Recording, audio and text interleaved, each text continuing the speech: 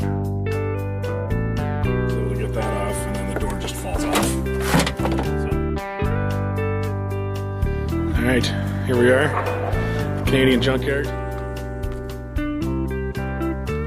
Okay, pro tip here. Hey everybody, welcome back to your favorite YouTube show, Fixing Random Crap with Craig. Today we are very fortunate and pleased to have, for the first time on the show, special guest, my wife, the wonderful Stephanie. And many people have been asking for some time now for access to her famous fried chicken recipe. So today, Fixing Random Crap with Craig takes a twist where we go to cooking savory stuff with Steph. And shout out to Chad for that name suggestion. But it turns out I've learned that this top secret award-winning recipe, by the way, actually comes from a magazine. Bon Appetit. Bon Appetit magazine. And we will link everything in the comments. But we are here the night before we're ready to make fried chicken. And what's happening here, Steph? What's going on? So this is actually the most important part of the succulent fried chicken that you and I know and love so much.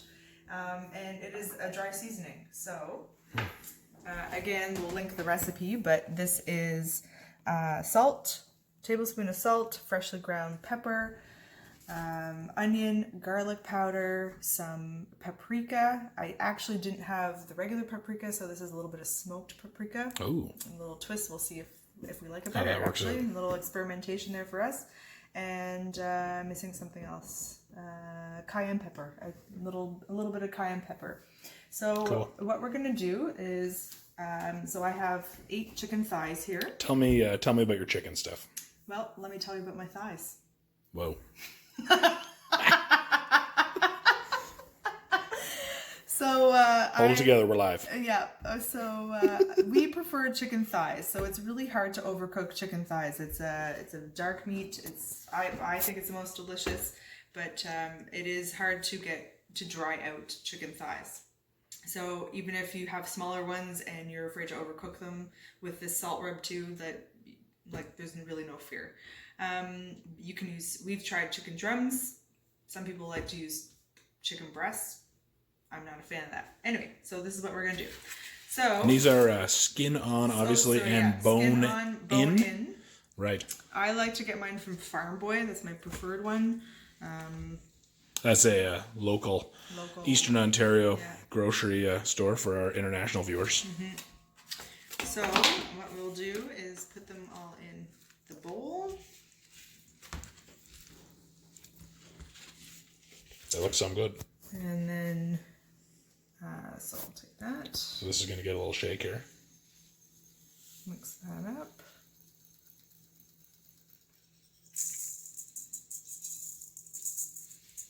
So what happens here is that the salt, it's mainly the salt that you really want, but all the seasoning too, will get in and start tenderizing that chicken. So that's what's going to give you the juicy, succulent chicken.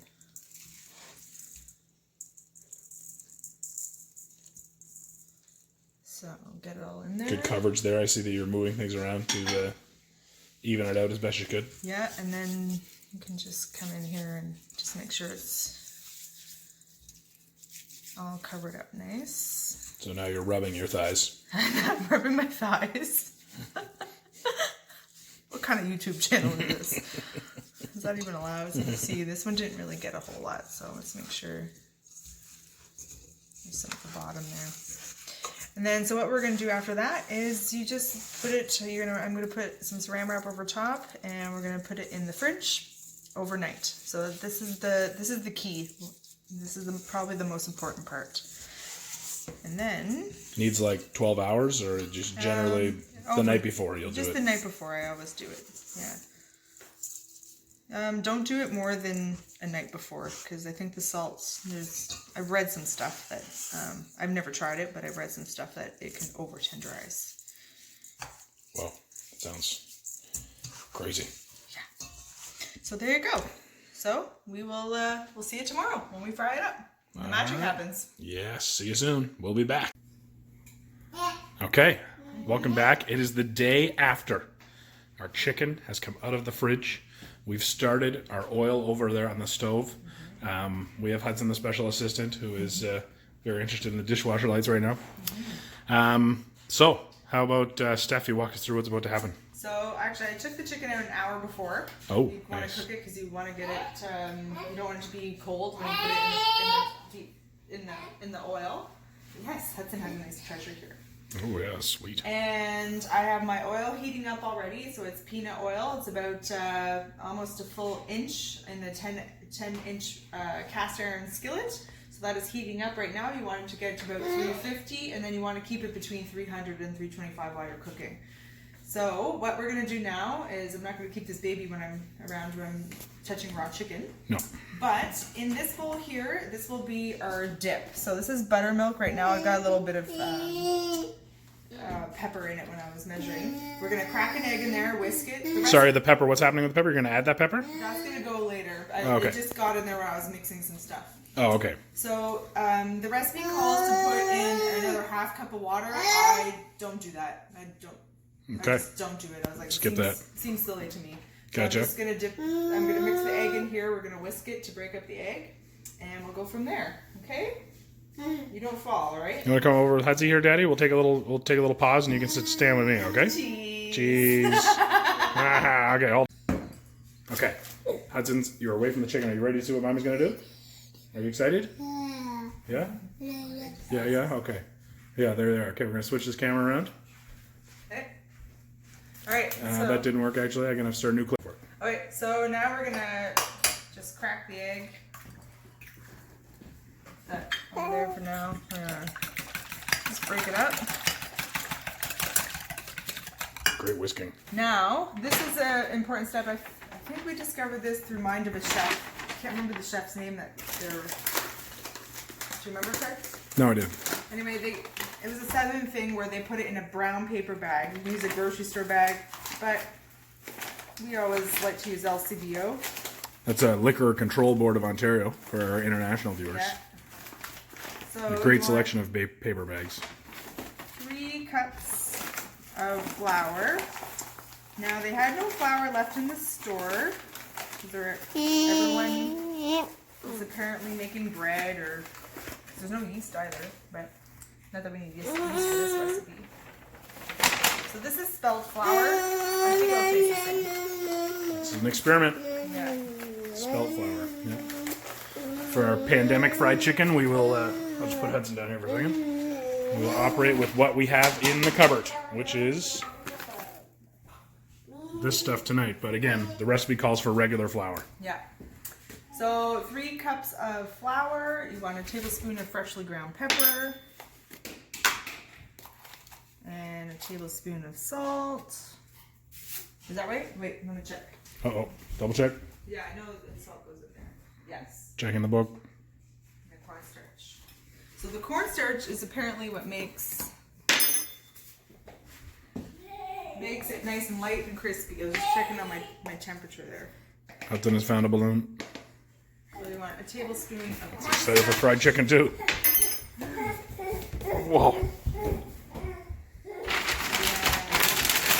How much cornstarch did you put in there? I missed that. A tablespoon of cornstarch. Give it a good shake. The beauty about this bag is that not only will all the flour get into the nooks and crannies and you get a really crispy chicken, but it makes cleaning up really easy. You just roll up the bag and toss it. So, Fire in the compost. yeah. So we'll get rid of this. So now what you want to do is you want to dip your chicken. I'm just going to move that chair out of the way here. And plop it in. We're going to do more than one at a time. More one at a time, yeah. So I usually do 3 to 4 pieces. These are big pieces, so... Just depends on the size of the bag, eh? Yeah. So this already really smells good, and it's just raw chicken and spices and salt. How many were there? Maybe I should. There's 8. There's 8. I believe there Are they are all 8. big sizes? Maybe I'll stick with 3. All right, let's shake those 3 up and. So hold on, I want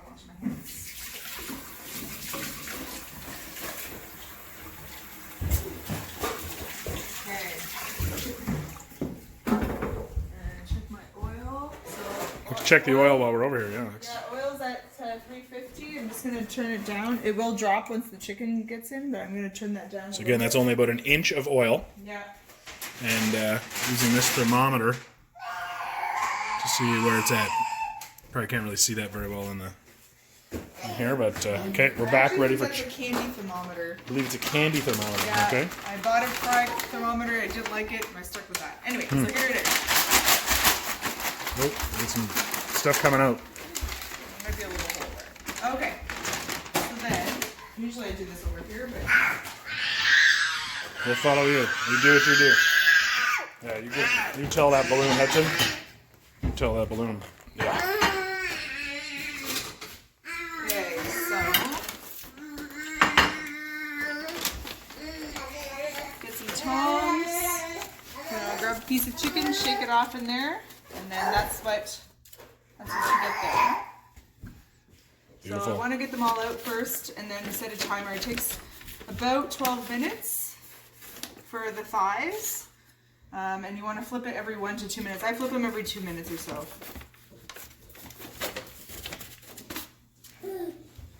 Okay, and I'll set my watch here. Timer. I don't need this in the video, but 12 minutes. Starting now.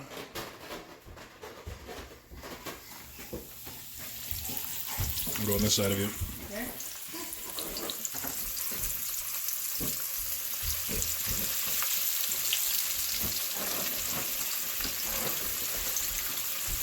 Oh, it smells good.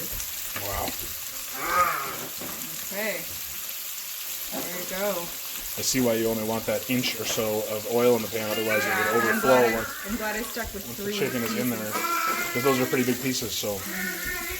Okay, so that's on its way now. So in 2 minutes, I'll give it a flip. Okay, and so you're going to then- flip every 2 minutes, and maybe we'll just tune back in the interest of not making this video like 45 minutes. We'll tune back in when we're almost ready to take these out. Okay, we'll be back. Okay. There's our chicken assistant, Ava. Okay, back to mommy. What's happening? Okay, so it's been 12 minutes. I checked the temperature on all of them. You want at least 165. I've read somewhere you could go higher. These are a little bit higher, but because they're thighs, it's fine. So in the oven, I don't actually have the oven on. I'll probably leave it on to warm, but I have, I forget what that's called right now. A A baking sheet with a rag on baking it? sheet with a, cooling rack with a under a baking sheet, and that's just so any other extra oil can drip down. And to keep... Careful, Ava, not too close. Yeah, There's don't still get some too close. stuff dripping off that chicken. I know the oven isn't on, but... The oven's not on, but yeah. Okay, so that's the first batch. We got a nice, Don't touch that, pretty Ava. good. Don't touch it. Nice and crispy. Ava, don't touch it. And there we go. So, on to the next one. Okay, so we're going to keep doing that process until they're all ready to go. Yep. Ava, tell us, how did that smell when it was going in the oven? Was it amazing? Yeah. All right, we'll be back when they're all done. There's some more going in now. What's that stuff? What's the white stuff? That's the mixture. Mommy's secret mixture. Not to be secret These are anymore big. once this video goes out. Well, it's not secret. It's bon appetit. Okay, we'll be back. Okay, it's the workspace of a prize winner right here. So all of the chicken has been fried. Yep. It's all in the oven. We're about to do the big reveal. Yeah. Go for it. But first, actually, before I do the big reveal, the great thing about the bag is that you just wrap that up and put it in the Perfect. compost, and you can reuse your oil if you want. I strain mine through a coffee filter, and then you put it in the fridge. Make sure you label it, or just compost it or dispose of it. Don't put it down the sink. Let's talk about sides that we have on here. Oh, it's quick sides for the kids Accompanying. mostly, but really, you're having fried chicken. Who really cares about green? It's true. But Green beans are it nice just touch, makes though. it look nice. It's true. A little green on the plate, eh? Yeah. So, Okay. here we go. It's pretty warm in here still, so that one got a little burnt, but Whoa. That is beautiful. Mm-hmm. So we're gonna we're gonna videotape the first tastes as well, so you can get some reactions. So we'll plate and be ready for you. So let's talk beer pairings. Obviously, very important with any meal. We're gonna have some. We've gone for a cream ale here We haven't actually tried any of these. They were something we picked up not too long ago. Killarney Cream Ale and Beau's Countdown is a pale ale. So the creams we found have tended to be pretty good matches. Like Muskoka Cream Ale, great match with fried chicken. Yeah. Champagne is excellent also. Champagne, done that before, right? Yeah. Sparkling rosé, also very good. Fantastic. So we're gonna give these two a try, and we'll see how it matches up. But generally, you don't want you want to not like I wouldn't recommend like an IPA or a stout or anything like that. Obviously, something kind of middle of the road. But we'll see how these pair up. Ava, how do you like the chicken? Yeah. Oh wow, that's a good review. Hudson is enjoying his broccoli a little bit more so far, but once he discovers that chicken, I'm sure he's gonna be right into it. Cheese. So we're gonna do a live first bite here. Steph has a prediction that the spelt flour will not be as good. Again, we're only using that because we're in a pandemic and we can't really leave the house. But very nice and crispy here. You can almost get a little bit of sound of the crunch, maybe. Oh, that's really good. Super juicy. You know what? It tastes pretty good with the spelt flour, to be honest with you. It might even be better. I don't know. But that is delicious. I'll take another bite so you can get a better look.